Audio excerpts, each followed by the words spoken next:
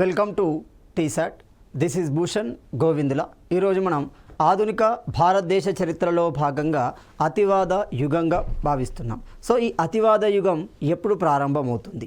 సాధారణంగా జాతీయోద్యమాన్ని గమనిస్తే మితవాదులు, అతివాదులు, గాంధేయవాదుల సమూహంగా అది కొనసాగడం జరుగుతుంది. ప్రత్యేకంగా మనం గమనించాలి, 1906 నుండి ఈ భావజాలం అనేది ప్రజానికంలో ఎక్కువగా కనబడుతుంది. మరి అప్పటి వరకు ఈ భావజాలం లేదా అంటే ఉంది, కానీ 1906 వరకు మితవాదంతో కూడిన భావజాలం, మితవాదంతో కూడిన కార్యక్రమాలు, మితవాదంతో కూడిన విధానాలు ప్రజలు అనుసరించడం జరుగుతుంది. ప్రజానికంలో వాటి యొక్క నాణ్యత అనేది, వాటి యొక్క వాడకం అనేది ఎక్కువగా ఉంటుంది. మరి అలాంటి ఈ అతివాదము అనేది ఏ సందర్భంలో ప్రారంభమవుతుంది? ముఖ్యంగా బెనారస్ సమావేశ సందర్భంగా ప్రజానికానికి ఈ అతివాద భావజాలం పట్ల ఇష్టత అనేది ఏర్పడడం జరిగింది. మరి 1905లో ఏం జరిగింది అంటే మనకు బెనారస్ కేంద్రంగా సమావేశం జరుగుతుంది. సో ఆ బెనారస్ని మనం ఏమంటున్నాం?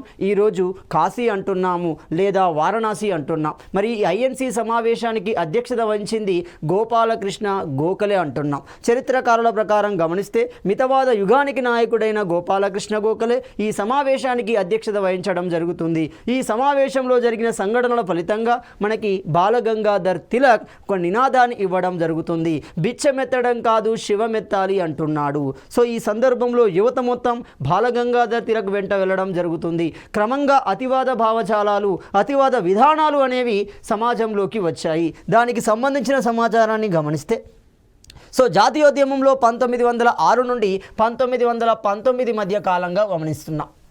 సో మరి దీన్ని మనము అతివాద యుగంగా భావిస్తున్నాం. అంటే ఇప్పుడు 1906 నుండి 1919 మధ్య అంటే మనకు కేవలం 13 సంవత్సరాల కాలం, అంటే ఒక దశాబ్దానికి పైగా కాలం అనేది మనకు కొనసాగడం జరుగుతుంది. మరి ఈ యుగం, ఈ విధానం అనేది ప్రజలు ఎందుకు ఎక్కువగా అనుసరించారు అంటే మితవాదుల యొక్క ఫెయిల్యూర్ వల్ల ఇది జరగడం జరుగుతుంది. ఇది ప్రజానికంలోకి రావడం జరుగుతుంది. అంటే సింపుల్, మితవాదుల విధానాల ద్వారా ఏమీ సాధించలేకపోవడంతో సో అతివాద యుగం అనేది ఏర్పడడం జరుగుతుంది. సాధారణంగా ఈ అతివాద యుగంలో మనకు 2 ప్రధాన విధానాలు అనేవి కనబడతాయి. అందులో మొదటి విధానాన్ని కనుక గమనిస్తే సమరశీల జాతీయవాదులుగా పిలవడం జరుగుతుంది. సాధారణంగా లాల్, బాల్, పాల్ వంటి వ్యక్తులు మనకు సమరశీల జాతీయవాదులుగా కనబడడం జరుగుతుంది. ఇందులో రెండో భాగం కనబడుతుంది, దాన్ని విప్లవ జాతీయవాదులుగా పిలవడం జరుగుతుంది. రివల్యూషనరీ యాక్టివిటీస్ అంటున్నారు.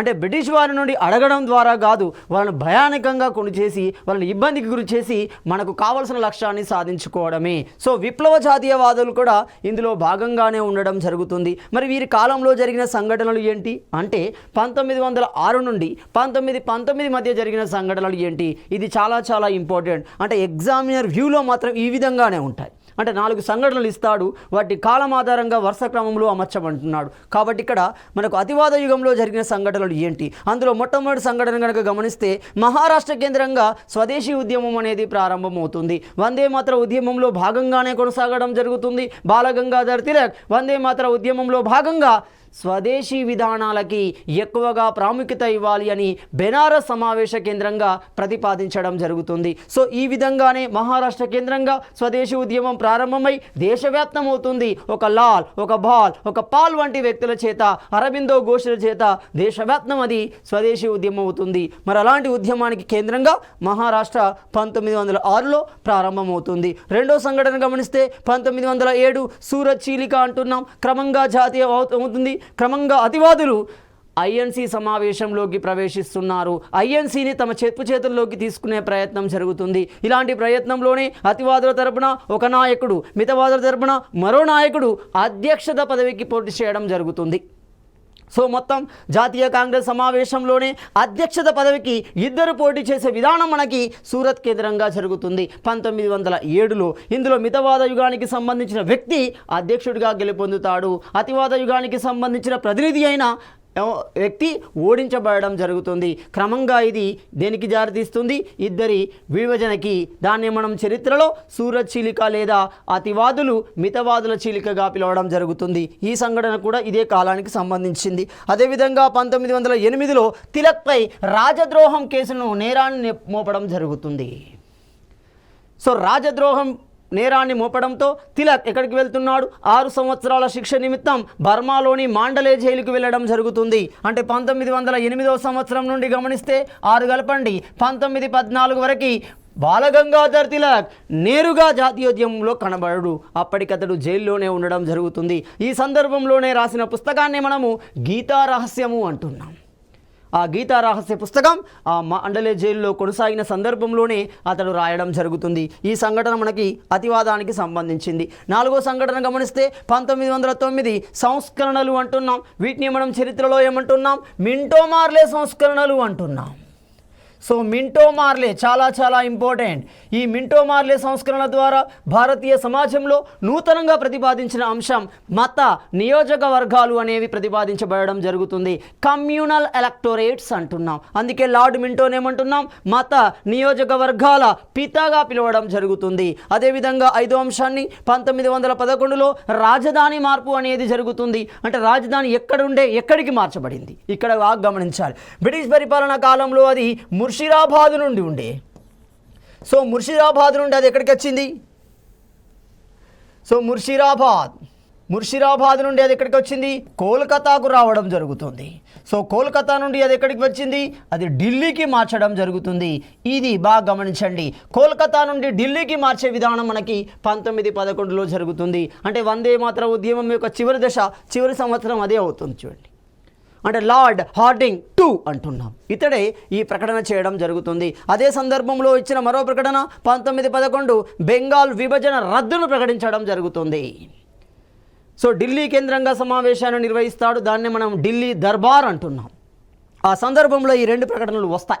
అదే సందర్భంలో ఈ బెంగాల్ విభజన రద్దు ఉత్తర్వులు ఎప్పుడు అది అమల్లోకి వచ్చాయి? 1912 నుండి అమల్లోకి రావడం జరుగుతుంది. అదేవిధంగా 1914 నుండి 18 మధ్య మొదటి ప్రపంచ యుద్ధం అనేది కొనసాగడం జరుగుతుంది. ప్రపంచ దేశాలు 2 కూటమిలుగా విడిపోయి ఆధిపత్య పోరులో భాగంగా మనకు మొదటి ప్రపంచ యుద్ధం అనేది జరుగుతుంది.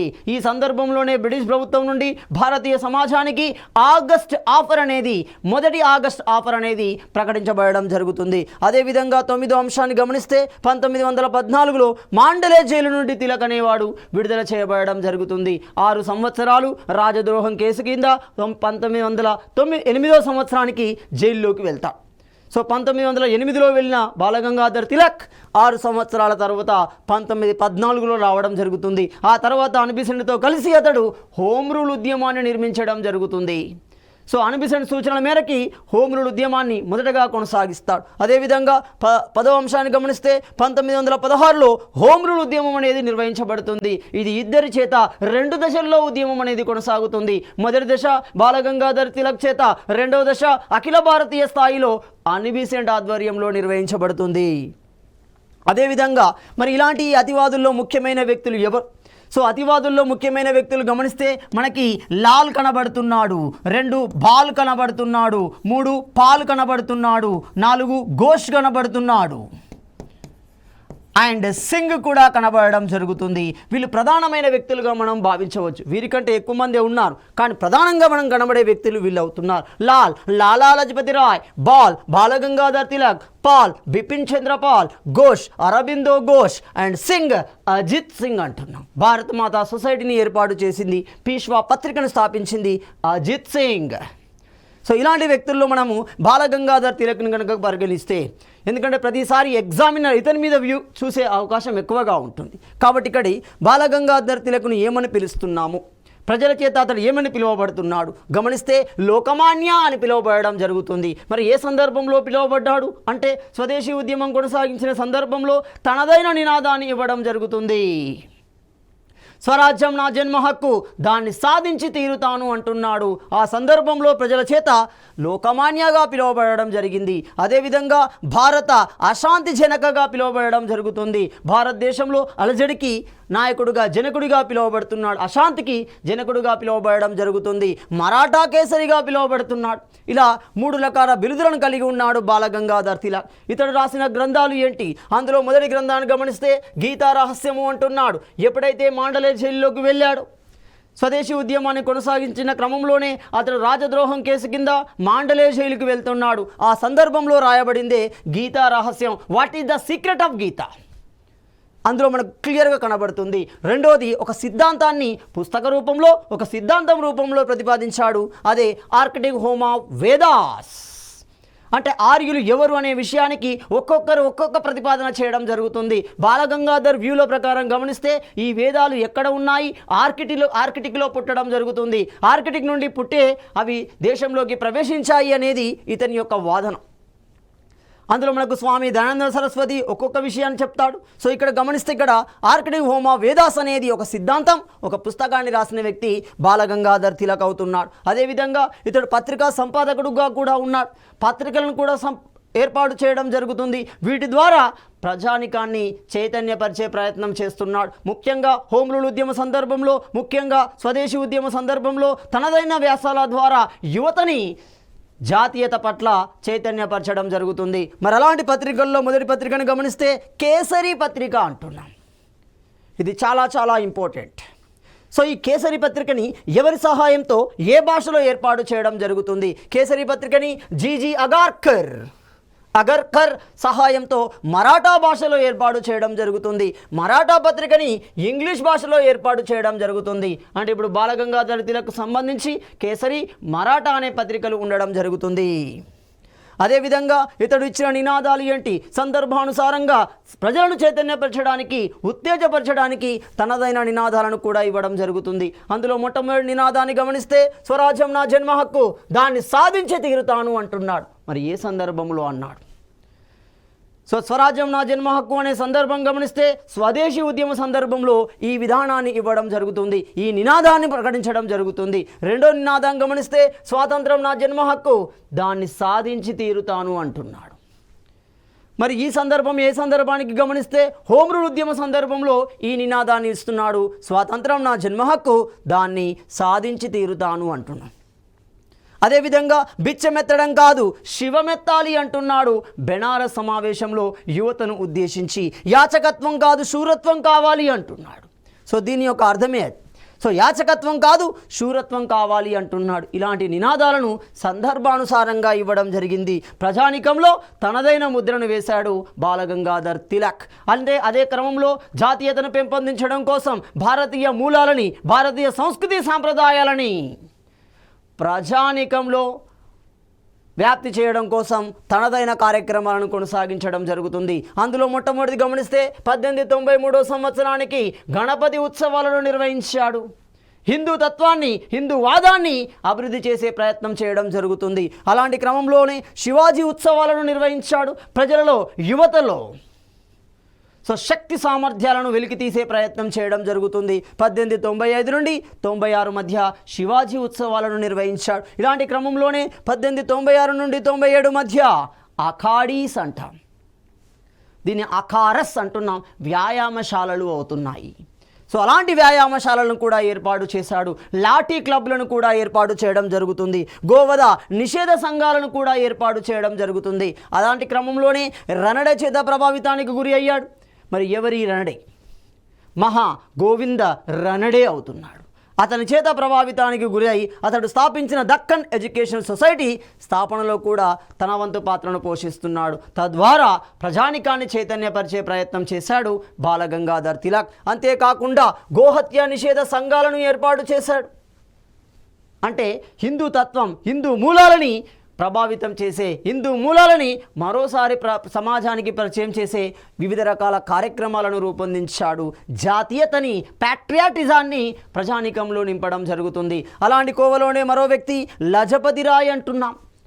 మరి ఎవరి లజపతి రాయ్? లాలా లజపతి రాయ్ అంటున్నాం. మరి ఏ ప్రాంతానికి సంబంధించిన వాడు? గమనిస్తే ఇతడు పంజాబ్ ప్రాంతానికి సంబంధించిన ఒక అతివాద యుగానికి చెందిన వ్యక్తి. అతివాద భావజాలాన్ని, విధానాన్ని అనుసరించే వ్యక్తి లాలా లజపతి రాయ్. మరి ఇలాంటి లాలా లజపతి రాయ్ యొక్క బిరుదు ఏంటి? పంజాబ్ కేసరి అంటున్నాం. పంజాబ్ కేసరి అంటున్నాం. మనకు క్లియర్గా గమనించవచ్చు. ఎప్పుడు? సైమన్ గో బ్యాక్ ఉద్యమ సందర్భంలో ఈ విషయం మనకు ప్రస్ఫుటంగా కనబడుతుంది. అదే ప్రకాశం పంతులని ఆంధ్ర కేసరి అంటున్నాం. సో ఇక్కడ ఇతన్ని పంజాబ్ కేసరి అంటున్నా. ఇతడు ఒక పత్రికా సంపాదకుడుగా, పత్రికా ఫౌండర్గా కూడా ఉండడం జరుగుతుంది. మరి ఎలాంటి పత్రికలను స్థాపించాడు? ఇక్కడ పంజాబీ పత్రికను స్థాపించడం జరిగింది, యంగ్ ఇండియా పత్రికను స్థాపించడం జరుగుతుంది. ఇక్కడ కన్ఫ్యూజ్ కావద్దు. యంగ్ ఇండియా ఎవరిది? మహాత్మా గాంధీజీ కూడా ఉంది. ఇక్కడ యంగ్ ఇండియా ఇంగ్లీష్లో ప్రారంభించాడు. ఎవరు? లాలా లజపతి రాయ్. అదేవిధంగా వందే మాతరం అంటున్నాం, ఉర్దూ భాషలో అంటున్నాం. అక్కడ మనకి ఎవరు ఉన్నారు? మేడం బికాజీ కామా, బిపిన్ చంద్ర కనబడతాడు. చూడండి ఇక్కడ వందే మాతరం ఉర్దూ భాషలో, ది పీపుల్స్ ఇంగ్లీష్ భాష. సో ఇలా వివిధ రకాల భాషలో వివిధ రకాల పత్రికలను ఏర్పాటు చేశాడు లాలా లజపతి రాయ్. ఇతని యొక్క నినాదాన్ని గమనిస్తే మరి ఇలాంటి నినాదాన్ని ఇచ్చాడు. గమనిస్తే ఇది ఆర్య సమాజం నా తల్లి, వైదిక మతం నా తండ్రి అన్నాడు. అంటే హిందూతత్వ పోకడలని ప్రజానికంలో నింపే ప్రయత్నం చేయడం జరుగుతుంది, జాతీయ భావాలని నింపే ప్రయత్నం చేయడం జరుగుతుంది. అలాంటి క్రమంలోనే ఇతడు అనేక రకాల ఉద్యమాలు నిర్వహించాడు. మరి ఆ ఉద్యమాలు ఏంటి గమనిస్తే, అమెరికా కేంద్రంగా హోమ్ రూల్ ఉద్యమాన్ని కొనసాగించడం జరుగుతుంది. అసలు భారతదేశంలో ఎప్పుడు అది 1916లో జరిగితే అమెరికా కేంద్రంగా కూడా ఇతడు హోమ్ రూల్ ఉద్యమాన్ని నిర్వహించడం జరుగుతుంది 1914 నుండి 1918 మధ్య. అంతేకాకుండా మదన్ మోహన మాలవ్యతో కలిసి very very important. So Banaras university స్థాపనలో ఇతడు క్రియాశీలకంగా వివరించడం జరుగుతుంది. అనేక ధనిక కుటుంబాల నుండి ధనాన్ని సేకరించి, విరాళాల ద్వారా ధనాన్ని సేకరించి కాశీ విద్యాపీఠాన్ని కాస్త బెనారస్ యూనివర్సిటీగా మార్చడం జరుగుతుంది. అలా మార్చిన వ్యక్తి ఎవరు? మదన్ మోహన మాలవ్య. అతనితో కలిసి హిందూ సంఘటన ఉద్యమాన్ని నిర్వహించాడు. అక్కడ బాలగంగాధర్ తిలక్, ఎంజీ రణ్రెడ్డితో కలిసి దక్కన్ ఎడ్యుకేషన్ సొసైటీని వ్యాపిస్తే ఇతడు హిందూ సంఘటన ఉద్యమాన్ని కొనసాగించడం జరుగుతుంది. 1928 అక్టోబర్ 13న లాహోర్ కేంద్రంగా సైమన్ గోబ్యాక్ ఉద్యమాన్ని నిర్వహించడం జరిగింది. ఇలాంటి సందర్భంలో జరిగిన సంఘటన వల్ల దురదృష్టవశాత్తు ఆ లాఠీ దెబ్బలకి ఎవరు? లాలా లజపతి రాయ్ మరణించడం జరుగుతుంది. మరి ఇలాంటి ఈ వ్యక్తి రాసిన గ్రంథాలు ఏంటి? సో గ్రంథాల్లో గమనిస్తే మొదటి గ్రంథం మనకి ఇక్కడ అన్హ్యాపీ ఇండియా అంటున్నాము. అన్హ్యాపీ ఇండియా అనే గ్రంథం లజపతి రాయ్కి సంబంధించింది. ఇతడు వివిధ రకాల కార్యక్రమాలలో ముఖ్యంగా కార్మికుల యొక్క బాగోగులను పరిరక్షించే క్రమంలో, వారి యొక్క హక్కులను పరిరక్షించే క్రమంలో తనదైన పాత్రను పోషించడం జరుగుతుంది. అలాంటి పాత్ర ఎక్కడ కనబడుతుంది? All India trade union congress అంటున్నాము. All India trade union congress, AITUC అంటాం. సో దీనికి మొదటి అధ్యక్షుడిగా ఉండడం జరుగుతుంది. ఏ సందర్భంలో? 1920 నాటికి ఇతను మొదటి అధ్యక్షుడిగా నియమించబడడం జరిగింది. సో ఇతని తర్వాత ఉన్న లాల్, బాల్, పాల్ అంటున్నాం. బిపిన్ చంద్ర పాల్. వీళ్ళనే సింపుల్గా అతివాద త్రయంగా పిలవడం జరుగుతుంది. సో ఇందులో బిపిన్ చంద్ర పాల్ను కనుక గమనిస్తే దేశంలో తీవ్రవాద ఆలోచన ధోరణికి పితామహుడుగా పిలువబడుతున్నాడు. అదేవిధంగా బెంగాల్ రెసిడెన్సీకి చెందినవాడు అంటున్నాం. అంటే ఇక్కడ క్లియర్గా గమనిస్తే బెంగాల్ ప్రాంతానికి సంబంధించిన వ్యక్తి. సో ఆనాడు బెంగాల్ ప్రెసిడెన్సీలుగా పిలువబడుతున్నాయి, బాంబే ప్రెసిడెన్సీలుగా పిలువబడుతుంది, మద్రాస్ ప్రెసిడెన్సీగా పిలువబడడం జరుగుతుంది. అలాంటి ఈ బెంగాల్ ప్రెసిడెన్సీకి భాగంగా ఇతడు ఉండడం జరుగుతుంది. ఇది క్రమంగా విడిపోయాయి. ఈనాటి పశ్చిమ బెంగాల్, ఈనాటి బీహార్, ఈనాటి ఒడిస్సా, ఈనాటి అస్సాం, ఈనాటి ప్రాంతాలు మొత్తం ఆనాడు బెంగాల్ ప్రెసిడెన్సీలో భాగంగానే ఉంటున్నాయి. సో అలాంటి బెంగాల్ ప్రాంతానికి చెందిన వ్యక్తే బిపిన్ చంద్రపాల్. అదేవిధంగా ఇతని యొక్క బిరుదును గమనిస్తే బెంగాల్ డాంట్ అంటున్నాం. అంటే డాంట్ అనే ఒక రచయిత అలాంటి భావజాలంతో ప్రజానికాన్ని చైతన్యపరిచాడు. తన వ్యాసాల ద్వారా, తన గ్రంథాల ద్వారా ప్రజానికాన్ని చైతన్యపరిచాడు. కాబట్టి ఇతడు బెంగాల్ ప్రాంతానికి డాంట్గా పిలువబడడం జరుగుతుంది. సో అంతేకాకుండా ఇతడు స్థాపించిన పత్రికలు ఏంటి? ఇతడు స్థాపించిన పత్రికల్లో బాగా గమనిస్తే వందే మాతరము అంటున్నాం, పబ్లిక్ ఒపీనియన్ అంటున్నాం, పారదర్శక్ అంటున్నాం, న్యూ ఇండియా అంటున్నాం. సో ఇలాంటి పత్రికలని ఏర్పాటు చేయడం జరిగింది. ప్రజానికాన్ని చైతన్యపరుస్తూ, జాతీయ భావాలను ఉత్తేజపరుస్తూ తనదైన వ్యాసాలను ఈ పత్రిక ద్వారా ప్రజానికానికి అందించే ప్రయత్నం చేశాడు. అదే క్రమంగా ఈ అతివాద యుగంలో మరో సభ్యుడు ఎవరు అంటే అజిత్ సింగ్ అంటున్నాం. Very very important person. మరి అజిత్ సింగ్ ఎవరు అంటే లాలా లజపతి రాయ్ యొక్క అనుచరుడు. ఒక భగత్ సింగ్ని గమనించండి, చంద్రశేఖర్ ఆజాద్ను గమనించండి, ఒక సుఖదేవుని గమనించండి, ఒక రాజ్గురును గమనించండి. ఇలాంటి వ్యక్తులు మొత్తం లజపతి రాయ్ యొక్క అనుచరులుగానే ఉంటున్నారు. అలాంటి అనుచరుల్లో మరొక వర్గమే, మరో వ్యక్తి అజిత్ సింగ్ అంటున్నాం. మరి అజిత్ సింగ్ ఎక్కడ, ఏ ప్రాంతానికి సంబంధించిన వ్యక్తి? పంజాబ్ ప్రాంతానికి సంబంధించిన వ్యక్తి ఉన్నాడు. సో ఇతడు చేసిన కార్యాలను గమనిస్తే ఒకటి పీష్వా అనే పత్రికను స్థాపించడం జరుగుతుంది. అంతేకాకుండా భారత మాతా సొసైటీ అనే విప్లవ సంస్థను ఏర్పాటు చేసిన వ్యక్తి మనకు అజిత్ సింగ్ అంటున్నాడు. తనదైన ముద్రని అతివాద యుగంలో పోషించడం జరుగుతుంది. సో అలాంటి క్రమంలో మరో వ్యక్తి అరబిందో ఘోష్ అంటున్నాం. ఇతడే చరిత్రలో అరబిందో ఘోష్ కాస్త అరవింద స్వామిగా మారాడు. ఈ ప్రశ్న చాలా సందర్భాల్లో సంధించాడు. ఏ విధంగా సంధించాడు? క్రింది వాణిలో ఏ జాతీయ నాయకుడు క్రమంగా నాయకుడి నుండి సన్యాసిగా మారడం జరుగుతుంది? ఎవరు? అరబిందో ఘోష్ అంటున్నాం. ఇతడు కూడా బెంగాల్ ప్రాంతానికి సంబంధించిన వ్యక్తులు. అంటే ఇప్పుడు బాగా గమనించండి, మనం భారత జాతీయోద్యమంలో ముఖ్యమైన రాజకీయ నాయకులు, ప్రజలను చైతన్యపరిచిన నాయకులు మొత్తం బెంగాల్ ప్రాంతం నుండే సృష్టించబడ్డారు. ఒక సుభాష్ చంద్రబోస్ను గమనించండి, ఒక రవీంద్రనాథ్ ఠాగూర్ను గమనించండి, ఒక బంకిం చంద్ర చటర్జీని గమనించండి, ఒక సురేంద్రనాథ్ బెనర్జీని గమనించండి. ఇలాంటి మహానుభావులు మొత్తం బెంగాల్ ప్రాంతం నుండే రావడం జరుగుతుంది. అందుకే భవిష్యత్తులో ఉద్యమం రాకుండా ఉండాలి అంటే, భవిష్యత్తులో ప్రజానికం చైతన్యపరచకుండా ఉండాలి అంటే రాజధానిని షిఫ్ట్ చేశారు. అందుకే 1911లో చేసిన సంఘటన అదే. సో మరి ఇలాంటి ఈ అరబిందో ఘోష్ రాసిన పుస్తకాలు ఏంటి? సో అలాంటి పుస్తకాలలో ఒకటి ఎజెండా అనే పుస్తకాన్ని రాయడం జరుగుతుంది. ఎజెండా అనే పుస్తకాన్ని రాస్తున్నాడు. అదేవిధంగా ఊర్వశి అనే పుస్తకాన్ని రాయడం జరుగుతుంది. అదేవిధంగా సావిత్రి అనే పుస్తకాన్ని రాశాడు.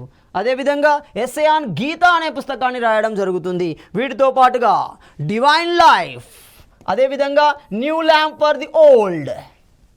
ఇది చాలా చాలా ఇంపార్టెంట్. ఎందుకంటే న్యూ ల్యాంప్ ఫర్ ఓల్డ్ అనే వ్యాసాలు అనేవి అతివాద యుగానికి బైబిల్గా పిలువబడుతున్నాయి. అంటే వాళ్ళుగా దాన్ని దాటలేరు. దాని ఒక ప్రమాణపత్రంగా, ఒక ప్రామాణిక పుస్తకంగా వాళ్ళు ఉపయోగిస్తారు. కాబట్టి new lamp for the old అనే పేరుతో వ్యాసాలని ఎందులో రాశాడు? గమనిస్తే హిందూ ప్రకాశ్ అనే పత్రికలో రాయడం జరుగుతుంది.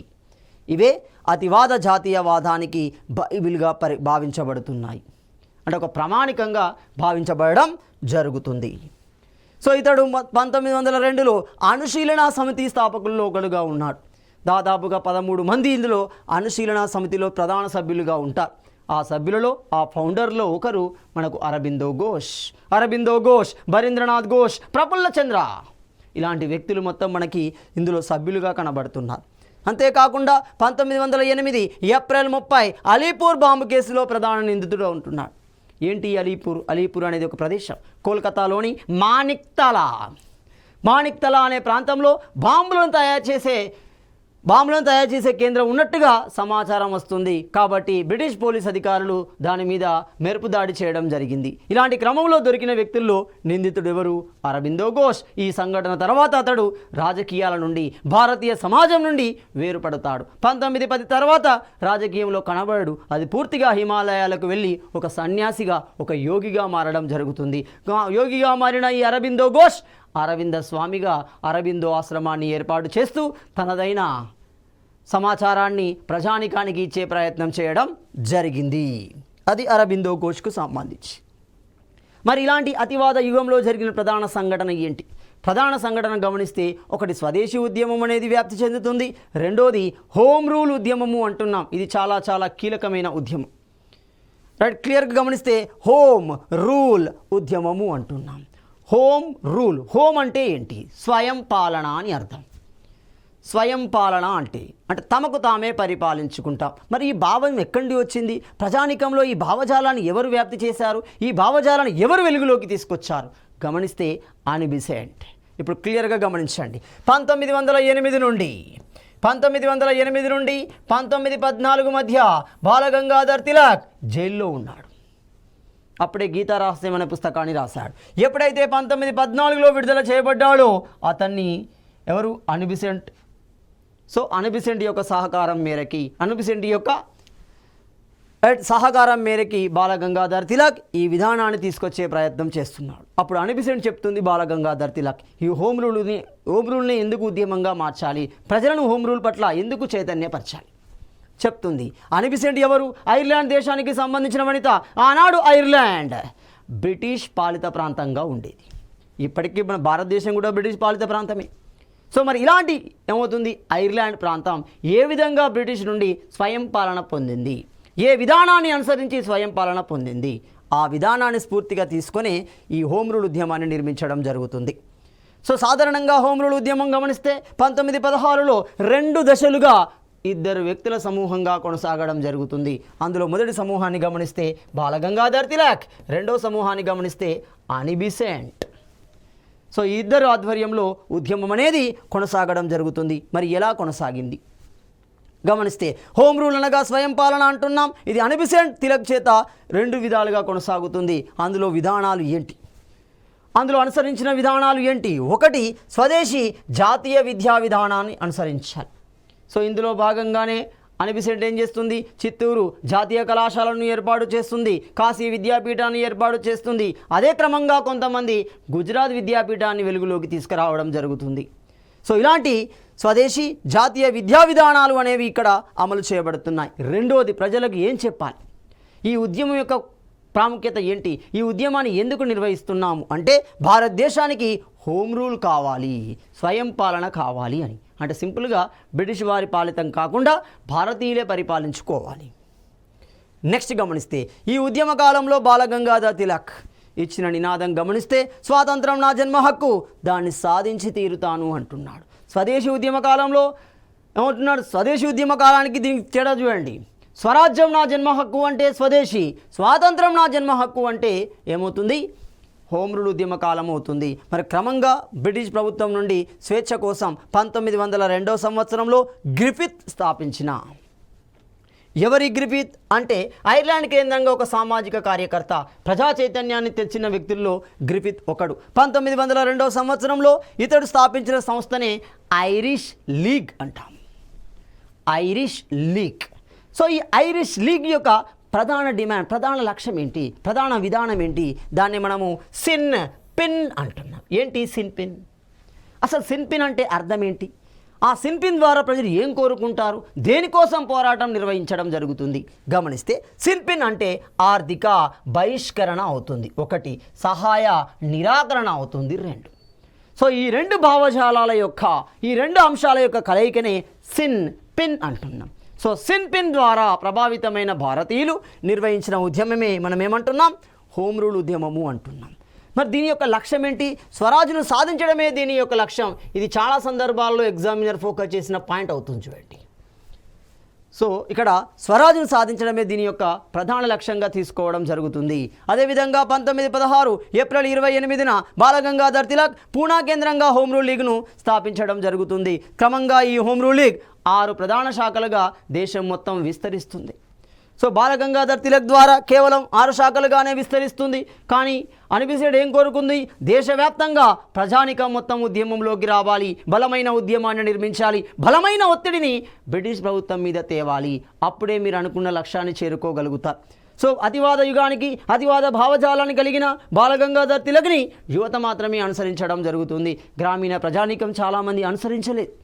సో క్లియర్గా ఏమవుతుంది ఇక్కడ? ఈ పాయింట్ని గమనించిన అనీ బెసెంట్ తానే స్వయంగా ఉద్యమాన్ని నిర్వహించడం జరుగుతుంది. సో బాలగంగాధర్ తిలక్ యొక్క ఉద్యమం ప్రధానంగా ఉత్తర భారతదేశం, ముఖ్యంగా మహారాష్ట్ర, కర్ణాటక, బేరార్, సెంట్రల్ ప్రావిన్సీ కేంద్రంగా 6 శాఖలుగా కొనసాగడం జరుగుతుంది. ఇలాంటి క్రమంలోనే మరి బాలగంగాధర్ ప్రారంభించిన ఈ హోమ్ రూల్ ఉద్యమానికి అధ్యక్షుడు ఎవరున్నారు? జోసెఫ్ బాప్టిస్టా ఉంటున్నాడు. కార్యదర్శి ఏసీ కేల్కర్. సో దీని ప్రధాన కేంద్రాలు 2 చోట్ల ఉన్నాయి. ఒకటి ఢిల్లీ, 2 బెల్గాం. బెల్గాం అంటే కర్ణాటకలోని ప్రాంతం. ఈ ప్రాంతంలో జరిగిన ఐఎన్సీ సమావేశానికే గాంధీజీ అధ్యక్షుడిగా ఉండడం జరుగుతుంది. అనీ బెసెంట్ 1916 సెప్టెంబర్ 16న మద్రాసులోని అడయార్ ప్రాంతం అవుతుంది. సో అక్కడ ఏం చేసింది? అఖిల భారత హోమ్ రూల్ లీగ్ను స్థాపించడం జరుగుతుంది. దీని యొక్క కార్యదర్శి జార్జ్ అరుండేల్. మొత్తంగా 200కు పైగా శాఖలుగా దేశం మొత్తం అఖిల భారతీయ స్థాయిలో ఉద్యమం కొనసాగుతుంది. ముసలి వయసులో, దాదాపు 60 సంవత్సరాలకు పైగా ఉన్న వయసులో అనీ బెసెంట్ దేశం మొత్తాన్ని ఒకే తాటి మీదికి తీసుకొచ్చింది, ఒకే విధానం మీదికి తీసుకొచ్చింది. ఆ విధానమే స్వరాజ్, ఆ విధానమే హోమ్ రూల్ అవుతుంది. సో దీనిలో ప్రముఖ నాయకులు ఎవరు గమనిస్తే, ఒకరు జమునా దాస్, బిపి వాడియా, రామస్వామి అయ్యర్, జిడ్డు కృష్ణమూర్తి, ద్వారకాదాస్, శంకర్లాల్ బ్యాంకర్. ఇలాంటి వ్యక్తులు అనీ బెసెంట్కు సహాయ సహకారాలు అందించారు. హోమ్ రూల్ భావజాలాన్ని ప్రజానికానికి తెలియజేసే ప్రయత్నం చేసిన. సో ఇలాంటి క్రమంలోనే అనీ బెసెంట్ హోమ్ రూల్ ఉద్యమ భావజాలాన్ని ప్రజాళికలకు అందించడం కోసం తనదైన పత్రికలని కామన్వెల్త్, న్యూ ఇండియా పత్రికలను ఉపయోగించింది. అందులో అనేక వ్యాసాలు రాసింది. దాని యొక్క అర్థాన్ని ప్రజానికానికి తెలియజేసే ప్రయత్నం చేసింది. సో ఉద్యమ కాలంలోనే అనీ బెసెంట్ కాశీ విద్యాపీఠాన్ని, గుజరాత్ విద్యాపీఠాన్ని, చిత్తూరు జాతీయ కళాశాలను ప్రారంభించడం జరుగుతుంది. క్రమంగా ఈ ఉద్యమం కొనసాగుతున్న సందర్భంలోనే గవర్నర్ జనరల్గా ఉన్న వ్యక్తి జేమ్స్ ఫోర్డ్ అంటున్నాము కఠిన చర్యలు తీసుకున్నాడు. అటు అనీ బెసెంట్ యొక్క అనుచరులని అరెస్టు చేసి ఊటీలో నిర్బంధించడం జరుగుతుంది. దాన్ని మనము ఉదక మండలము అంటున్నాం. క్రమంగా ఉద్యమం ఉధృతం కావడంతో అనీ బెసెంట్ అనుచరులు కూడా విడుదల చేయబడ్డారు. ప్రభుత్వం నుండి అనుకూల నిర్ణయాలు అనేవి తీసుకురాబడ్డాయి. మరి ఇలాంటి అనీ బెసెంట్ ఎవరు? ఈ ఉద్యమాన్ని ఉధృతంగా కొనసాగిస్తూ జాతీయ స్థాయిలో ఒకే తాటి మీదకి ప్రజానికాన్ని తీసుకొచ్చిన ఈ అనీ బెసెంట్ ఎవరు? గమనిస్తే ఐర్లాండ్ దేశానికి సంబంధించిన వనిత. పుస్తకాలు గమనిస్తే వేకప్ ఇండియా, థాట్స్ పవర్ అవుతుంది. అదేవిధంగా క్రిస్టియానిటీ, కర్మ, ఈమె చార్లెస్ బ్రాడ్లా పరిచయంతో సోషలిస్ట్ భావజాలాలను అంచుకోవడం జరుగుతుంది. ఈ సోషలిస్ట్ భావజాలాల పట్ల అనీ బెసెంట్ ఎందుకు ఆకర్షితురాలయ్యింది అంటే చార్లెస్ బ్రాడ్లా వల్ల, అతని యొక్క ఉపన్యాసాల వల్ల, అతని యొక్క సాహసం వల్ల ఆమె క్రమంగా సోషలిస్ట్ భావజాలను అలవర్చుకోవడం జరుగుతుంది. ప్రజానికానికి తనదైన సేవలు చేసే క్రమంలో భారతదేశానికి వస్తుంది. ఏమవుతుంది? దివ్యజ్ఞాన సమాజానికి అధ్యక్షురాలుగా భారతదేశానికి వస్తుంది. క్రమంగా భారతీయ రాజకీయంలో తనదైన పాత్రను పోషించడం జరిగింది. మొత్తంగా ఈమె బ్లావట్స్కీ ప్రమేయంతో దివ్యజ్ఞాన సమాజంలో చేరడం జరుగుతుంది. సో దివ్యజ్ఞాన సమాజాన్ని మనం ఏమంటున్నాం? థియోసాఫికల్ సొసైటీ అంటున్నాం. ఇందులో ముగ్గురు ప్రముఖ పాత్ర పోషించడం జరుగుతుంది. Blavatsky, colonel Olcott, William Quan Judge. ఈ ముగ్గురిలో బ్లావట్స్కీ ప్రమేయంతో ఆమె ఇందులో దివ్యజ్ఞాన సమాజంలో చేరడం జరుగుతుంది. కాలక్రమంలో హోమ్ రూల్ ఉద్యమం కొనసాగించడం ద్వారా భారత జాతీయతని, భారతదేశాన్ని ఒకే తాటి మీదికి తీసుకురావడం జరిగింది. అందుకే 1917 INC సమావేశానికి అధ్యక్షురాలయ్యింది. ఇక్కడ కన్ఫ్యూజ్ కావద్దు. ఏంటి? మొత్తం INC చరిత్రలోనే INCకి అధ్యక్షత వహించిన తొలి మహిళ అనీ బెసెంట్. INC చరిత్రలోనే INCకి అధ్యక్షత వహించిన మొదటి భారతీయ మహిళ సరోజినీ నాయుడు అవుతుంది. సో ఇక్కడ ఈమె 1917 కోల్కతా సమావేశానికి అధ్యక్షురాలు కావడం జరుగుతుంది. ఇలా హోమ్ రూల్ ఉద్యమం జాతీయోద్యమంలో తనదైన పాత్రను పోషించడం జరుగుతుంది. జాతీయోద్యమంలో అతివాదులు తమదైన పాత్రను పోషించి జాతీయతా భావాలని ప్రజానికంలో నింపగలిగారు. తదుపరి ఉద్యమానికి కావలసిన చైతన్యాన్ని అందించడం జరిగింది. తదుపరి అంశాన్ని మనము తదుపరి వీడియోలో చర్చించుకుందాం.